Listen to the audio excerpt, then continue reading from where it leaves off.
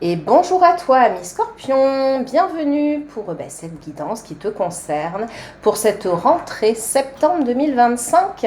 J'espère que tu as passé un bel été. Alors, les cartes sont déjà disposées, mais je ne les ai pas du tout regardées. C'est pour t'éviter toute ma petite tambouille et ne pas polluer la vidéo, aller à l'essentiel. Une seule est retournée, c'est simple, quand j'ai battu les cartes, elle s'est retournée, donc je l'ai sélectionnée, pas de triche. Mais on va interpréter tous ensemble, on va faire une guidance globale, on va regarder différents secteurs, pans de vie. Je vais t'expliquer tout ça. Avant toute chose, t'expliquer que le but de mes guidances sont de t'accompagner ou de t'éclairer sur ton évolution personnelle et ton épanouissement personnel. En tous les cas, je l'espère, je le souhaite. En aucun cas, le but est d'alimenter une forme de dépendance de qui que ce soit ou quoi que ce soit. Voilà, sois maître de toi-même, sois surtout la priorité de toi-même, dans l'amour de toi, pour ton propre épanouissement intérieur. C'est l'objectif et c'est mon mot d'ordre. On va commencer sur la première ligne avec ton énergie principale, globale, sur la période, donc pour cette rentrée septembre 2025, qui peut s'étirer sur les petits mois qui suivent, même aller jusqu'à décembre. Puis ensuite, on regardera le côté sentimental, que tu sois célibataire, en couple ou en relation, en an de scie, en relation un peu compliquée. Sur la troisième ligne, on regardera l'aspect relationnel plus large, les amis, la famille, les collègues, les voisins, etc.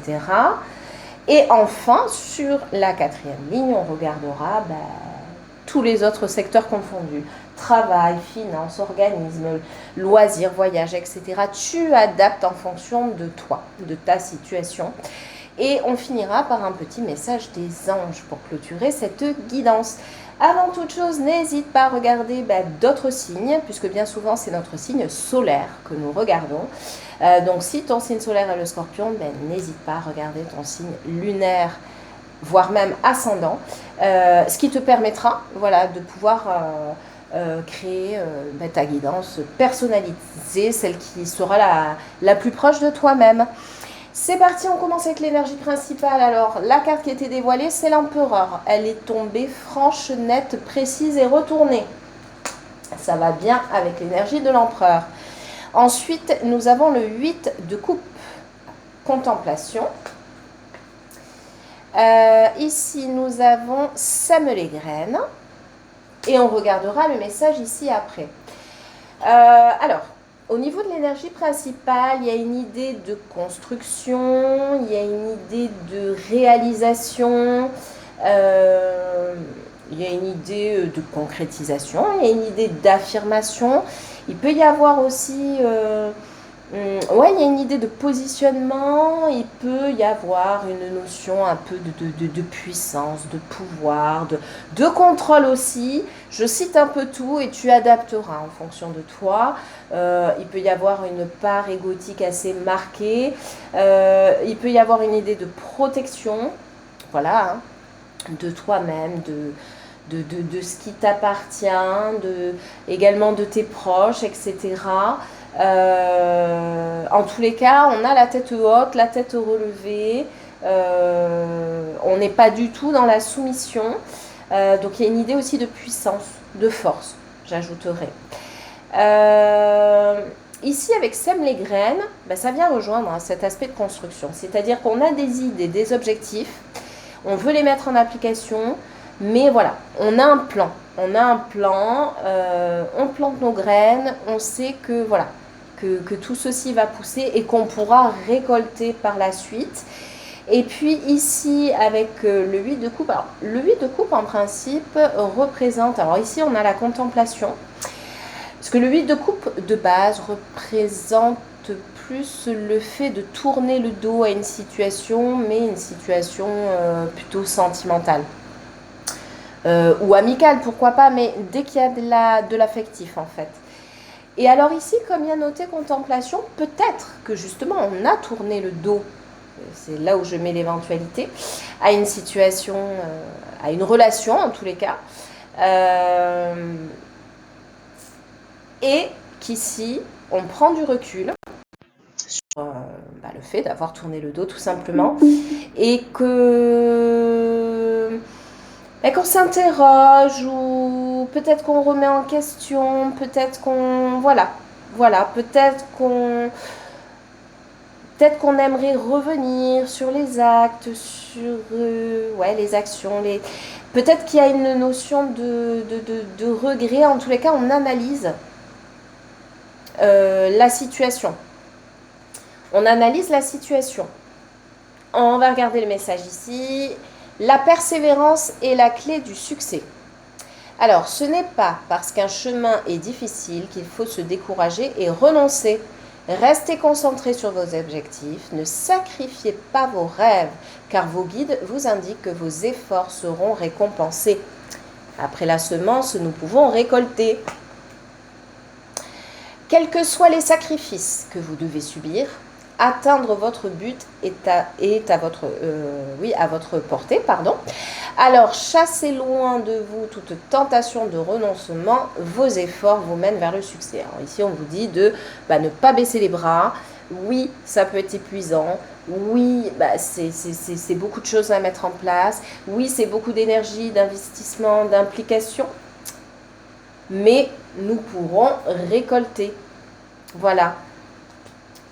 Contemplez votre implication, votre énergie, fournie, etc. Le résultat sera là. Alors ici, il y a une notion de confiance, de courage, de persévérance. Voilà.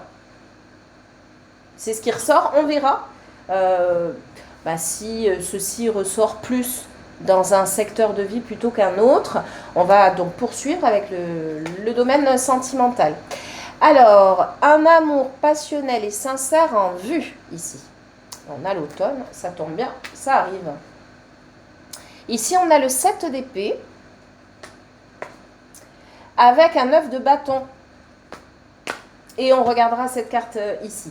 Alors, ici, qu'est-ce que ça nous dit? Un message plutôt positif au commencement, puisque, voilà, il y a une notion d'amour qui est ici, qui est en vue, et puis surtout, on nous dit qu'elle est, certes, elle est peut-être passionnelle, mais elle est sincère. Voilà, donc elle est sincère, ça veut dire qu'il y a vraiment de l'amour derrière. Il n'y a pas une notion de profiter d'une situation, quoi que ce soit, ou d'une personne malveillante, etc. Mais ici, avec le 7 d'épée et le 9 de bâton, deux choses. L'une où il y a une notion de fuite, de cet amour passionnel et sincère en vue. Soit il y a une notion de fuite et de chercher, ça rejoint l'empereur ici, par le biais du mental, à prendre le dessus sur le cœur justement, et à lutter, à résister face à cet amour passionnel et sincère en vue. C'est possible, ou alors de chercher à le préserver. Donc on peut être dans une relation du coup pourquoi pas discrète, parce qu'on cherche à le préserver. On peut aussi pourquoi pas s'éloigner de certaines personnes de notre entourage tierce qui seraient en fait des énergies qui viendraient polluer ce beau potentiel de relation. C'est possible aussi, je donne un peu tous les cas de figure, tu adaptes en fonction de ta situation. Donc, si tu es déjà en couple officiel, ici, ça peut être justement la notion de chercher à préserver ce couple. Voilà. Ou alors, ça aurait pu être de fuir, ça peut être aussi de fuir certains sujets, etc. Mais avec la notion de l'empereur au-dessus, j'ai pas la notion que ce soit une fuite. Après, on peut être un peu fermé, pourquoi pas avec l'empereur, un peu intransigeant, voilà. L'ouverture d'esprit n'est peut-être pas forcément là, donc c'est ça qui peut ressortir, pourquoi pas. Dans une notion de couple en dents de scie, ici, justement, ça peut être rester sur cette relation quelque part instable, malgré puissante en termes d'émotions, de sensations, puisque passionnelle, et malgré qu'on voit qu'a priori elle puisse être sincère. Mais il peut y avoir une notion quand même voilà, on veut se préserver, on veut rester en retrait, ou au contraire, on veut conserver ce type de relation parce qu'on trouve que dans l'immédiat, dans cette phase de vie, c'est mieux qu'elle évolue comme ça et qu'elle ne soit pas au grand jour. Et si tu es plutôt célibataire, à ce moment-là, on te dit que tu vas faire une rencontre sur laquelle, a priori, tu peux avoir toute confiance. Simplement, l'intensité dès le départ pourra tenter de te faire fuir ou de chercher plutôt à te préserver. Voilà, et à chercher à contrôler un petit peu ce qui est ressenti. On va voir ici avec la carte qui vient compléter cette ligne sentimentale, la déception. Alors, on a peut-être peur... C'est ça, on a peut-être peur d'être déçu. Donc, on se retient, on se contient et on contrôle. On cherche à contrôler. Parce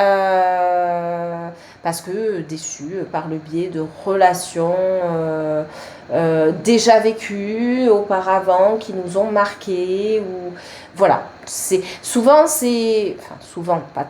pas tout le temps, mais c'est vrai que souvent ça peut être les illusions. On peut se faire des idées, voilà, et ne pas avoir un regard très objectif sur la réalité des choses, parce qu'ici on parle quand même de quelque chose de sincère. Mais voilà, quand on a été chaque chose en son temps, parfois c'est une question de timing, quand on ne se sent pas prêt, on ne se sent pas prêt, marqué par d'autres expériences. Et en l'occurrence, si pour le coup vous êtes en couple officiel, il y a peut-être une appréhension, voilà, une appréhension d'être déçu, que quelque chose se termine. C'est possible, et chercher à se protéger alors que tout est intense ici. Moi, ce que je conseille toujours, je l'ai précisé, je ne sais plus sur quel autre signe astrologique, quoi qu'il advienne, c'est la communication. Voilà, c'est ne pas hésiter, ne pas avoir peur. Ça ne veut pas dire qu'on est vulnérable, qu'on est faible, mais de s'ouvrir, de se confier, de partager ce qu'on ressent. Au pire des cas, ça nous permettra d'y voir plus clair. On va regarder maintenant le relationnel plus global, les amis, la famille, collègues de travail ou autres. On a l'obsession. Tiens donc, ami Scorpion, l'obsession. Est-ce que c'est pas quelque chose qui irait avec ton signe? On a l'apprentissage. On a le 3 de bâton. Et on a un engagement. Un engagement viendra s'offrir à toi. Bon, alors ici, on est dans le relationnel au sens large, amis, famille, etc. Mais l'un n'empêche pas l'autre. Parce que parfois, des relations couples ont démarré par un relationnel amical. Ici, qu'est-ce que ça nous dit? Ça nous dit qu'il y a une personne qui est dans votre esprit, ça c'est clair, que vous y pensez beaucoup, ou que vous allez y penser beaucoup, la période démarre tout juste là, et c'est une personne qui, au-delà d'y penser, c'est une personne qui vous inspire, qui va vous inspirer, vous motiver, vous donner des idées, des envies de vous lancer dans des choses peut-être auxquelles vous n'auriez même pas pensé avant. Ça peut être se lancer, pourquoi pas avec une personne, pour un projet professionnel, vous adapter en fonction de votre situation, quoi qu'il en soit. Là, il y a un relationnel particulier avec une personne de votre entourage, une personne de confiance, et c'est une personne qui vous inspire et qui vous donne envie d'aller plus loin, de vous dépasser ou de construire quelque chose avec elle, parce qu'on a ici la projection avec le 3 de bâton, et puis on a ici la notion très clairement notée de l'engagement qui arrive. Donc ça peut être, du coup, vu que c'est un engagement viendra s'offrir à toi, potentiellement c'est la personne qui sera amenée à vous faire une proposition. Donc c'est ce qui ressort ici. Après, comme je le dis, je reviens là-dessus, ça peut être ceci qui arrive et qui se transforme après en côté, enfin si tant est que c'était un ami bien sûr et pas un membre de la famille, plutôt en univers sentimental, je vais dire. Quoi qu'il en soit, plutôt positif. Ensuite, les autres secteurs de vie, travail, finances, loisirs, déplacements, etc. On a la carte de la santé qui ressort. Ensuite, nous avons la croix. Nous avons la clé. Et nous avons le 10 de bâton. Alors ici, très clairement, Il y a de la fatigue qui ressort, je fais tout de suite le lien, que ce soit entre la santé, la croix et le 10 de bâton. Il y a de l'épuisement, tout ceci est plutôt physique. Bon, la fatigue physique peut déteindre sur la fatigue mentale, émotionnelle, bref. Mais ici, il y a une notion d'épuisement. Donc, soit c'est des difficultés financières, c'est possible, si on pense aux finances. Au niveau du travail, on peut être très fatigué. Peut-être que c'est une période où on va être amené à plus devoir se donner, où on va nous demander d'autant plus de responsabilités. D'ailleurs, l'empereur, c'est aussi les responsabilités. Faire face et assumer ses responsabilités. Je me permets de préciser ça en même temps. Ou beaucoup de choses dans son quotidien à gérer. Bref, il peut y avoir une idée d'ailleurs de burn-out. Pourquoi pas? En tous les cas, il y a un épuisement ici. Il y a une fatigue où on est épuisé par une situation. Quoi qu'il en soit, voilà. Et ça a un impact, pourquoi pas, alors, rien de grave pour moi, mais un impact quand même sur, voilà, sur votre corps. Il y a vraiment cette notion-là. Mais pour moi, avec la clé ici, ça me fait me dire que, et d'ailleurs, je crois qu'il y avait le message ici, vos efforts vous mènent vers le succès, ne renoncez pas. Donc même si les choses sont lourdes, voilà, hein, quels que soient les sacrifices que vous devez subir, atteindre votre but est à votre portée. Donc voilà, il y a comme une notion de oui, période lourde, période compliquée, épuisante, fatigante, mais elle était indispensable pour quelque chose derrière. C'est la clé pour quelque chose derrière. C'est comme ça que je le lis. Et enfin, le message des anges, on a la bonté. Un geste tendre rallume le pouvoir de l'amour. Rappelle-toi d'être bon envers toi-même. Voilà, s'aimer avant tout soi-même. Soyez bon avec vous, soyez à votre écoute du coup. Voilà, dans le respect de vous-même, soyez attentionné envers vous-même. Ça fait du bien, notamment quand on est en phase comme ça de fatigue. Si vous le pouvez, en fonction de votre emploi du temps, de votre situation, mais voilà, profitez de vous relaxer, de vous reposer, de prendre soin de vous, ça vous fera le plus grand bien. Voilà, mais j'espère, ami Scorpion, que cette guidance t'aura plu. Je te dis à bientôt pour une prochaine guidance. Et dans l'attente, je te souhaite une excellente journée.